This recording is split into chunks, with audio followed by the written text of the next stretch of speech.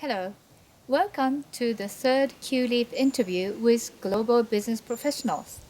This time, our guest is Mr. Tsuyoshi Komori, CEO at CORESCO, a Japanese consulting firm, and also a senior fellow at Mercer, an American consulting firm. Okay, Mr. Komori, welcome to Q-Leap interview today. Thanks for inviting me to this great place under sunny weather. You're welcome.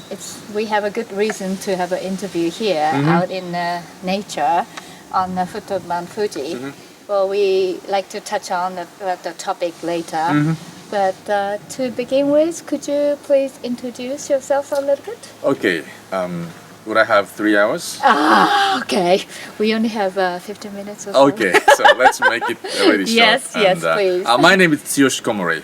First of all, people call me Komo. Komo. It's part of my last name, but it's easier for many people in the world to pronounce. Yes. And right now, I'm running my own company named CORESCO. Essentially, I'm doing human resources organization consulting business.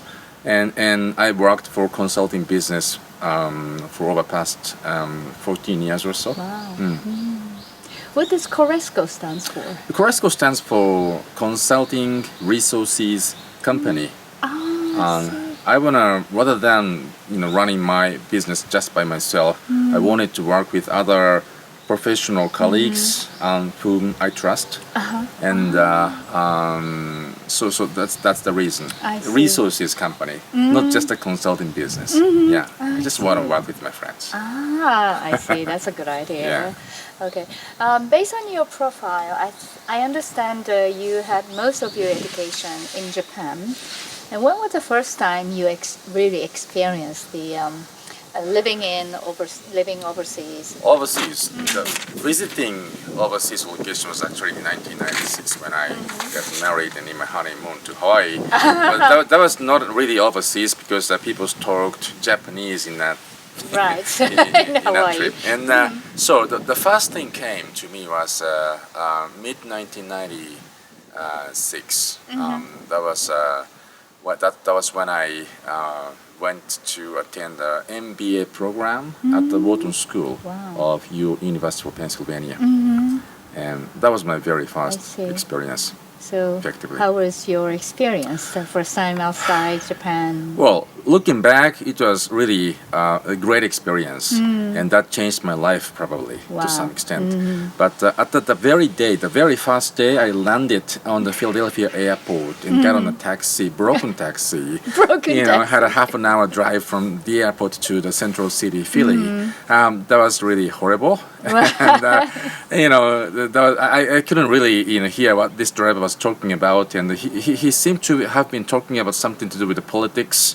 And which side you are on? He was asking, and oh my God, Then I got to the apartment to sign a contract, this thick contract paper, and I was horrified because if I signed something I didn't know, anything could happen. Right. So after I checked in, after signing finally, and to my room, I had a fever. You had a fever? Yeah, I had a fever, and I needed to stay in bed for 3 days after really arriving at the United States. That was my first day in the US.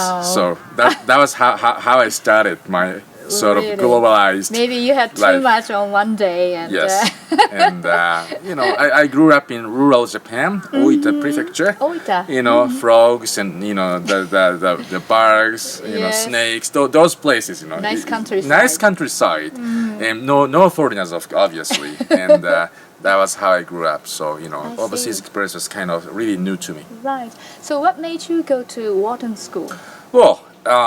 Partially because the company which I worked for that time was Nippon Life, and Nippon Life had a sponsorship for a few people per year, and I raised my hand to join that program, going through internal exams and testing all the things, and I finally got the right to sort of challenge. So I wanted to challenge that. I see. Not deep reason. I just wanted to challenge something, and that challenge sort of popped up in my view. Right. And why don't I challenge that? Yes. So I raised my hand. And after Wharton School, I understand you worked for a very famous consulting company like McKinsey and Mercer, and very competitive field, I think.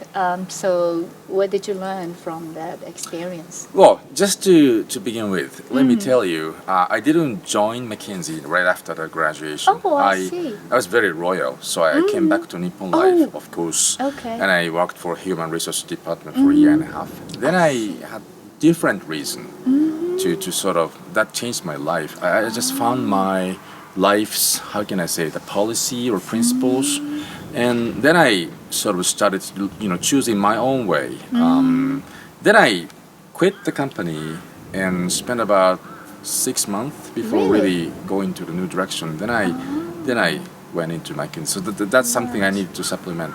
In McKinsey and also at Mercer, these experiences were very different from the ones I had in Nippon Life. Both of them were, in a sense, positive experience for me. But working for a already globalized firm, professional firm, really changed my standards of doing business professionally.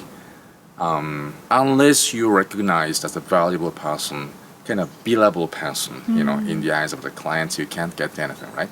So it's a very tough, very rigorous place. But at the same time, as far as you're ready to learn continuously and improve yourself continuously, you get rewarded, right? So it's a kind of a very high risk, high medium maybe return environment compared to the ones I had in the past, but really changed my life. Really? Yeah. Wow. So I'm very interested in hearing your definition of global. Global. Because it's been a buzzword in Japan. Yeah. That many people have different definitions, and I'm so much interested in listening to others' definitions. Yeah, of course, I engaged myself in a lot of globalization context business, and every time I work for a client, I tend to ask them, what is your globalization? I actually ask the same question to my clients every time I do that, because that varies. Yes, even it among the varies, same company, people talk about globalization from a different assumption. So I tend to ask that. To me, globalization is about, from a really fundamental standpoint, it's sort of, it's an opportunity to meet others outside of your sort of geographical society. For us, we live in Japan. We can, of course, just like this, we can meet each other, and those encounters are plenty enough. We can meet so many people in Japan only.